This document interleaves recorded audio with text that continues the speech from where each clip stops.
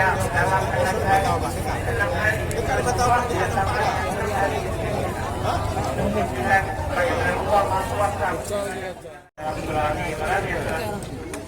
mengerjakan apa yang disuruh oleh Allah,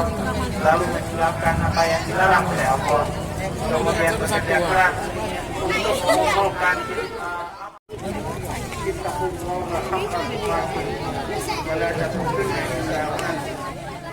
mengerjakan apa yang disuruh oleh Allah, lalu meninggalkan apa yang dilarang oleh Allah,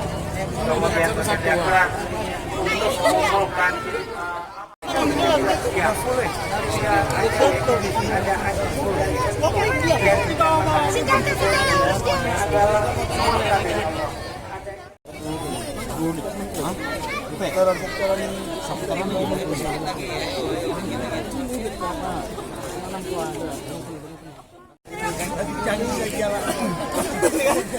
Lebih canggih lagi lah.